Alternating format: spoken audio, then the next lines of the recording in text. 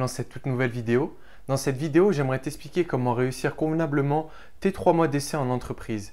C'est une chose que beaucoup de personnes peuvent appréhender, que ce soit mes participants ou les personnes qui souhaitent devenir frontaliers. Donc, c'est super quand tu as réussi ton entretien d'embauche, tu vas être donc directement dans l'entreprise, mais tu as encore souvent une période d'essai qui est significative de 3 mois sur le marché suisse la plupart du temps. Beaucoup de personnes vont se matrixer la tête en se disant « mais qu'est-ce qu'il faut que je fasse? Quelle est l'attitude à faire? Quelles sont les choses que je mette en place durant ces 3 mois? Est-ce qu'il faut que je m'affirme? Est-ce qu'il faut que je reste un petit peu plus sur la défensive et plus apprendre de mes collègues pour qu'à la fin de ces 3 mois, le recruteur se dise « ok, c'est un élément super important pour l'entreprise qui va apporter une vraie plus-value à celle-ci ». Le premier point que je vais voir avec toi qui peut te paraître un petit peu anodin, ça va être d'arriver en forme et confiant lors de ton premier jour. Tu viens d'être recruté, tu n'as pas raison d'être stressé, donc essaye de te détendre et d'arriver lors de ton premier jour avec un sourire, d'être jovial et de montrer ta bonne humeur dès le départ. Même si tu as déjà rencontré sûrement ton recruteur ou ton supérieur en question, tu vas rencontrer à leur tour les collègues avec lesquels tu vas travailler. Et comme tu le sais, la première impression, c'est souvent la plus significative pour les autres. Donc voilà, dégage vraiment quelque chose de positif et ça te le sera rendu au sein de l'équipe dans le futur. Tout ce qui va être pause déjeuner ou petite pause dans la journée pour communiquer avec tes collègues et ceci dès le premier jour. Donc eux, ça fait déjà un certain temps qu'ils sont dans l'entreprise. C'est à toi de faire le premier pas et de montrer que tu es quelqu'un de réceptif, de jovial et que tu souhaites communiquer avec eux. Donc ne fais pas non plus le moulin à parole.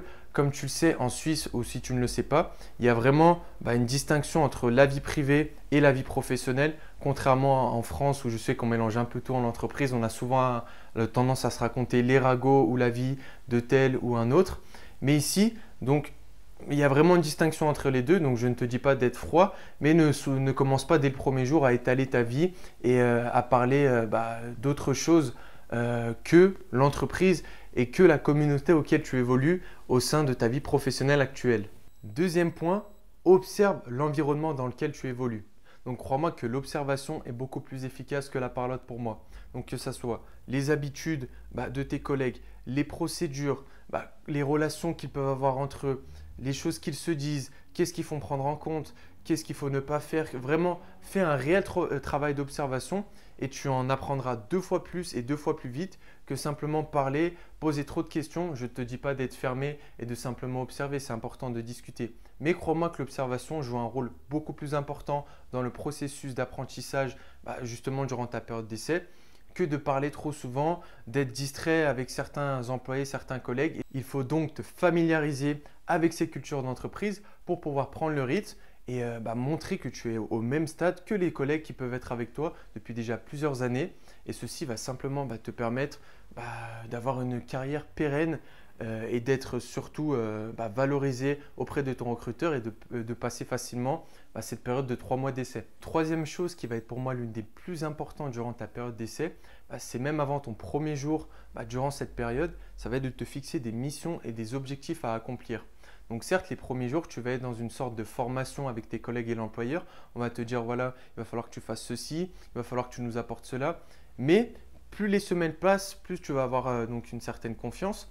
Et si pendant les 3 mois, tu ne fais que suivre parce que te disent les collègues ou ton employeur, tu ne vas pas forcément passer pour quelqu'un de motivé. Et n'oublie pas que pour justement après être serein, après cette période de 3 mois rester dans l'entreprise, il va falloir que tu apportes ta pierre à l'édifice.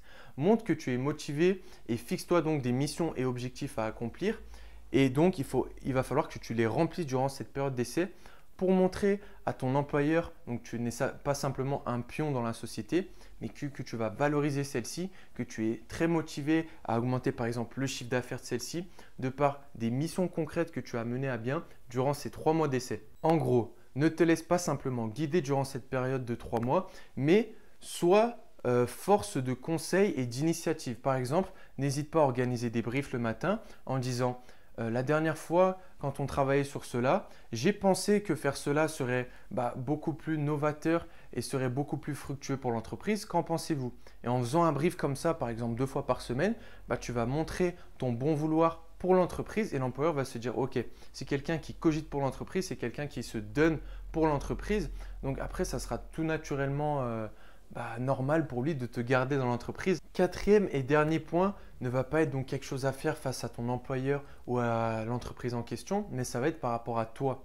Il va falloir que tu fasses un point parce que même si tu es testé durant ta période d'essai, il faut aussi que tu t'intéresses à ce qui te plaît. Est-ce que donc, ce que tu as fait durant cette période d'essai te convient, que ce soit les missions, l'ambiance au sein de l'entreprise, le salaire, les avantages qu'on te propose? Ne fonce pas tête baissée parce qu'un salaire peut être alléchant à première vue, mais il faut vraiment que l'harmonie au sein de l'entreprise et tous les aspects donc, que tu as pu voir durant cette période d'essai puissent te plaire. Ce n'est pas simplement à toi de montrer à ton employeur que tu es fait pour l'entreprise, mais l'entreprise doit aussi te montrer elle-même qu'elle t'accueille à bras ouverts et que si tu as mis donc les actions en place, comme on l'a dit juste avant, que tu as montré ta motivation, elle aussi est motivée par toi et sera prête à te remercier par rapport à ton travail à l'avenir, par rapport à la plus-value que tu vas apporter à celle-ci.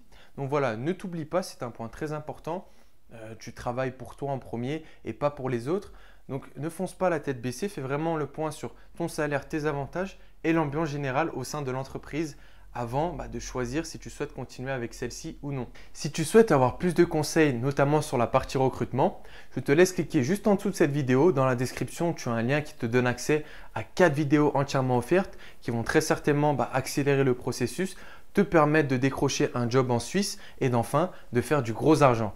Je te remercie d'avoir regardé cette vidéo et je te retrouve à très bientôt.